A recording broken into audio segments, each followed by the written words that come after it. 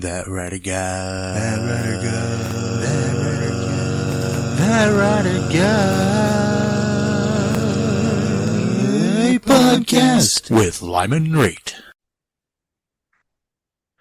Hello and welcome back to That Writer Guy podcast. I am your host, Lyman Rate, and today I am going to have another wonderful guest onto the podcast, and I have the honor of speaking with Jenny Toupin. I am excited to have her on the podcast today, and I am going to let her introduce herself. Jenny, take it away. Hey Lyman, thanks for having me. So I'm Jenny Toupin, author of The Blurry Man, recently published here in January. Well, I am glad to have you on here, and I'm excited to talk to you about the book and your career up to this point here. So where I want to start with is, when did you see yourself, or when did you start your writing career, or I should say, have a knack for it? Yeah, so I've been writing for as long as I can remember. It really started in first grade when I found a notebook in one of my mom's dresser drawers. I decided to write a really terrible short story about a roaring tiger in the woods and me and my mom hula hooping away from it. I got later inspiration for different horror tropes, reading Goosebumps by R.L. Stine, Michigan Chillers, all that kind of stuff. Watching sci-fi late at night really got me into writing horror and fine-tuning and specifically getting into that. Gotcha. So you read the Goosebumps by Earl Stein, stuff like that. I honestly wasn't much into reading the Goosebumps. I knew of them as I grew up. Um, we didn't do a whole lot with we did a lot with reading, but when it came to like other programs, listening to them or watching them on TV, we didn't really do much of that. They were more family oriented kind of shows because that's the type of family I was brought up with here. But with you bringing up the different aspects within horror, why did you decide to write horror, or what brought you back to wanting to write horror as a primary genre of writing? Yeah, so I love being scared. Like I said, kind of watching sci-fi when I was a kid, I loved it. It was less scary back then when death was fiction, and as I got older and it became more gruesome and scary, that intrigued me even more, getting into true crime, Hmm. getting into psychological thrillers, really all aspects of horror. I gotcha. Okay. So you, how long have you been publishing? How long has your writing career been going on? So I started publishing in 2020. I wasn't always writing horror.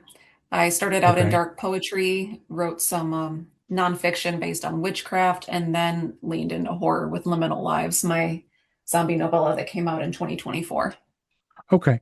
So you didn't necessarily start out with horror, dark poetry, that kind of stuff back in 2020, which of course was the height of COVID. And then it started gravitating or migrating into the horror realm around 2024. And so, and that's with your Liminal Lives. And then your latest story, The Blurry Man, which, if I remember correctly, just came out a couple months ago, is your newest release. And I have to say, from somebody who doesn't read a lot of horror, I'm not truly versed in the horror genre. I found the book quite captivating. Um, and from my understanding, it is based on a true story, correct? Yeah, so it's based on the story of Anatoly Moskvin. And if you haven't heard of him, I would advise not to look it up or watch anything about it before reading The Blurry Man. Okay. So since I have read the book and I found it um, quite an interesting tale, quite an interesting read. Um, and for those who have read The Blurry Man, or if you haven't read The Blurry Man, if you haven't read The Blurry Man, I definitely recommend picking up this book. It's a well worth the read. It gives you a lot of different feels, a lot of different looks. You question certain things. You get an aha moment at certain points of the book. Um, Pick up the book, give it a read. It's worth it.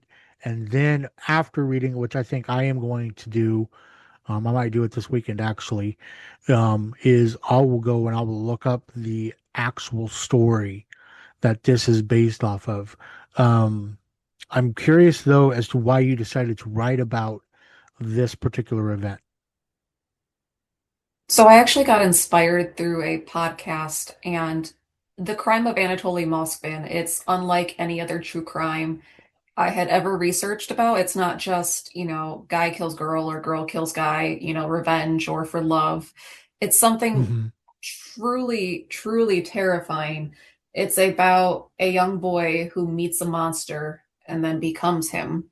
There's paranormal events, there's ghosts, hauntings, creepy dolls. It really Hmm. crosses the line to supernatural and makes you question your ethics and what's real and what's not. And I can definitely see that when reading this book. It made me question what I thought was real versus what crossed into the supernatural.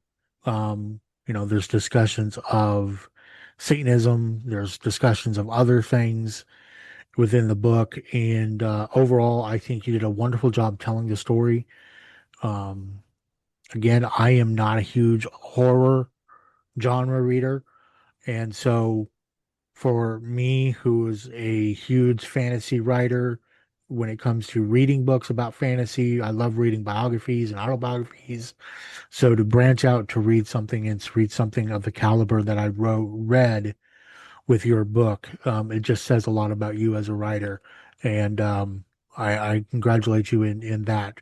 You've turned one more person to reading horror. So kudos to you on that. Now, I did find it interesting that Anthony kept finding himself in the cemetery a lot, which at the initial part of reading the book, it seems odd. But at the same time, when you look at his childhood days, there is some sense in there. And I got that aha moment about the book, and a little over halfway through was that aha moment as to who Anthony was. But if somebody were to pick up the book and they were to say, okay, Jenny, who am I going to be reading about here? Who is Anthony to me? How would you describe Anthony?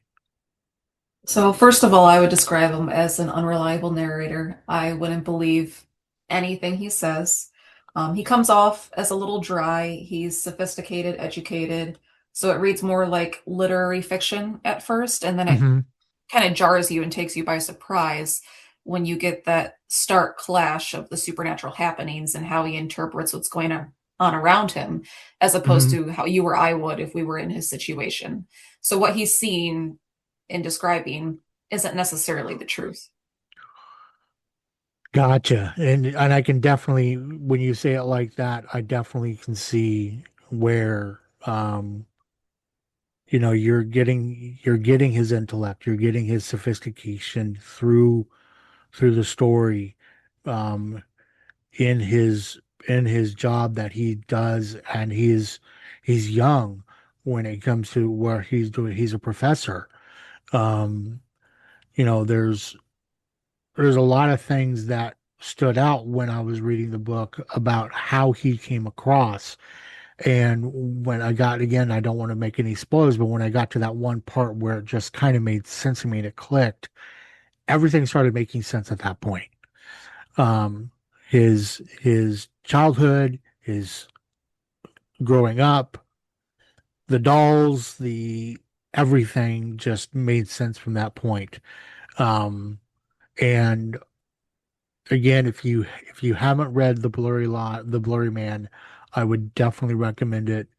You can pick it up on Amazon. You can even pick it up from Jenny herself from her website, and we'll go over all that here in just a little bit. Um, but well done to you on telling a story that um, feels very real and feels very uh, captivating in the type of telling that you were saying, the type of telling that you were giving off in the writing. Um, Now for a little more here, getting more to getting more of the getting to know you type of questions here. We're going to switch gears.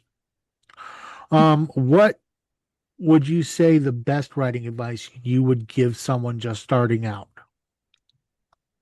I would say be open to critique. You know, your writing is your baby, but be open to feedback, whether it's positive or negative, and take it to heart, but not too much. If one person doesn't like your work, it's fine. A lot of people aren't going to like your work. Hmm. But if you're getting similar feedback, you know, multiple times about the same occurrences, don't take it as an insult.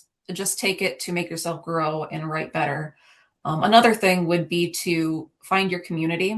As I kind of mentioned, I didn't start out publishing horror. I did a few other genres and I didn't find my community until I got into horror and I started going to conventions and networking, like at one of my favorite ones, Camp Nikon, where I got some of the best advice I could have ever received. It was honestly one of the best experiences was going out there. I got, such valuable feedback on how to write a query letter, how to do an elevator pitch, Hmm. just really how to talk about my book rather than just sit behind a screen and write and not being able to say anything about it. These people here, this community, this is where you get to shine and connect and get excited. Hmm. No, I absolutely agree. I think going to events can give you a lot of insight as to the type of community that you're involved with. And like you mentioned, you can get a lot of great insight from others that have been where you are. Are either starting out just brand new, or they've been around for a while, and they're willing to give out that information. And that information can be absolutely invaluable at times. Um, what's one thing that you wished you had known when you were first started writing? Um, about marketability, I guess, that writing, it can be Okay. very selfish. You just want to get your words on the paper, you want people to read it. But when you actually want to sell books, you have to look on the commercial aspect of it and what audiences you can reach and who it would affect. So you really Okay. have to kind of sell your soul a little bit to get your book out there to readers. Okay. Yeah, that makes sense. So marketability and, finding what is people are reading and tuning it into that, marketing is valuable. I definitely agree with you on there. Um, who is your favorite author? Oh, I have to pick just one. Um, Well, okay, pick the top three then. Okay, so my first favorite horror author, Poppy Z. Bright, specifically their title, Exquisite Corpse. Next one, Grady Hendrix. I love his campy horror writing style. I think my writing most resembles his work. And Okay. then last one, Josh Mallerman. The ideas in that guy's noggin, man. He just comes up with some really weird stuff. So if I could combine those three authors and then maybe even like throwing King in there just for his notoriety, then I think those are the four people I would try to emulate in my genre. Okay, and of course, the only one of the four that I do know is, of course, King. But Okay. um, again, I'm new to the horror genre, and I'll most likely find other books by other authors as they come to me to be read. But I found that the the writing style that you portrayed in the Blurry Man um, was very concise. It was to the point, and it fit the personality of Anthony very well. Um, he was very to the point. There was not a whole lot of excess or imagination to him. He was very by the book type of person, and your writing style was absolutely perfect for him in that regards. Again, I kudos to you. I can't say enough good things about that. Um, there are Hey. writers there are writers that can portray a person or portray a character on paper, and then there are people who can truly write about that character on paper. and you fit in the latter of those two groups. Thank you. You're I find it welcome. kind of funny how you were saying how concise I was because it's actually a big issue I have writing, starting off in poetry. A lot of authors out there, they have a hard time with writing too much and then having to trim Mhm. down. I have the opposite to where I'm really concise, it's really short, and I have to add some filler in there. Gotcha. And that and with you talking about writers that write too much versus writers that write too little, or they write exactly the right amount that needs to be said. Um, there's a fine line between both, and finding that fine tuning where you are going with something, where you can add just enough to make it fit and make it work. That's one thing. But if you go on and on and on and on with something to where it's case in point, um,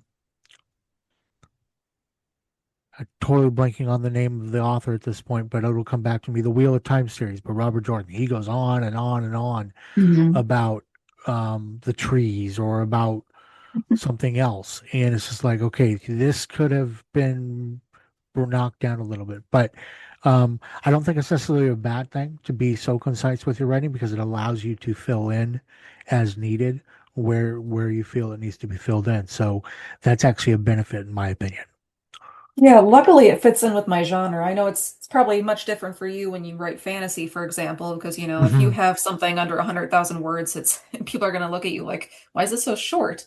But if I Right, were to write a horror exactly. novel that's 100,000 words, I mean, the only person who can do that and get away with it is King. All of ours these days are around like 80,000 is the sweet spot for us, or even like as low as 65,000, Right, which for people who don't speak in word counts like us, it's like 250 to 350 pages, give or right, take. right. About the yeah, and for author writers, for horror writers, 250, 350 is in the sweet zone. Mhm. For fantasy writers, 350 to 500 pages is the sweet zone. Um, and every genre is a little bit different, but for where you are right now, the Blurry Man, it's a great novel that you've put out. I definitely am interested in reading Liminal Lines Lives. And reading that one here. I'll probably make that one of my next books so I can get a little more taste of what you read, what you write. Um, and I do want to ask where can a person find your books or how would they order them outside of, say, Amazon? So the best way to purchase them would be directly through my website. They're the same price as they are on Amazon, but you get them signed. And that's www.jennytoupin.com, JENNYTOUPIN.com. Okay, perfect. So anybody wants to reach out and grab a book from Jenny, they can do so. Of course, you can always get them on Amazon, but if you're wanting them signed by the author themselves, by herself, definitely going to her website would be the most ideal way. And I'll leave a link in the description here. I'll leave a link for her website where you can get those books there. Um, outside of The Blurry Man and Liminal Lives, do you have anything else planned or anything else that you are coming up with here in the very near future? Yeah, so I have four other projects now in various degrees of doneness. Oh, Two of them wow. are completely done. Two novels I'll talk a little bit about. One of them's The Ghost of Theater 3, which is based on an urban legend from my first job working at a second run movie theater. So it's the legend is Okay. about a projectionist that hung themselves with film out of one of the projection booth windows.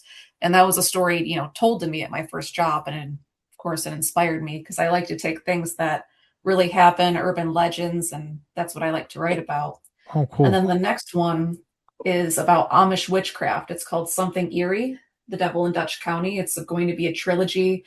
It's about a strong female character, religious freedom, identity, and breaking boundaries within her Amish community and falling in love.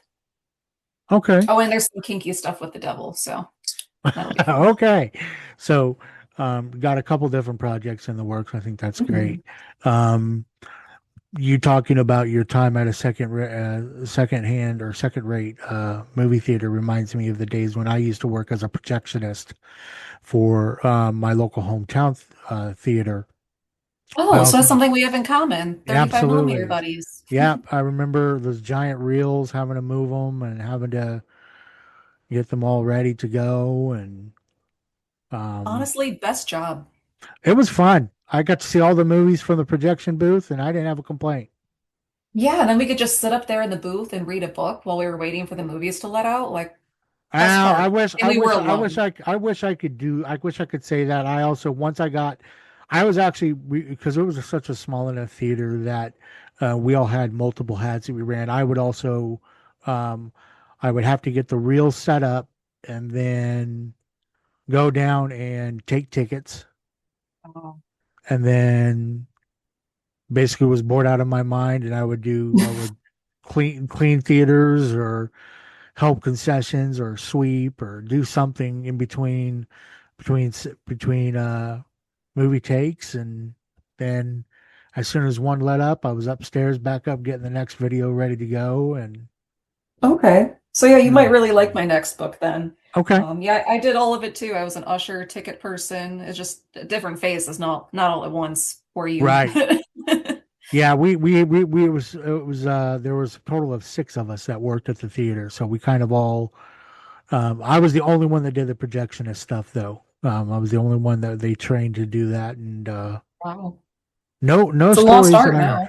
It is. It's a very much a lost art. No stories were ever told to me of anything that happened at our theater, so nothing to share in that way. But um, I think that's awesome. Um, I definitely want to make sure I get that Liminal Lives read. I look forward to that here. The book is titled The Blurry Man by Jenny Toupin, and it has been truly awesome here to have you on the podcast with me here today, Jenny. I'm going to let Jenny say a few things, and then I'll wrap it up from there. Jenny? Okay, so thanks so much for having me. You can find me at www.jennytopin.com or Facebook and TikTok at Jenny Toupin. It was a pleasure being on the podcast, and I hope you guys enjoy my books. Absolutely thankful so much for being on the show. Again, you can find her books on her website, jennytoupin.com, JennyToupin.com. She also is on Amazon. Um, it's been a pleasure. I look forward to being with you guys on the next episode. And in the meantime, until then, keep the words flowing, the ideas going, and happy writing.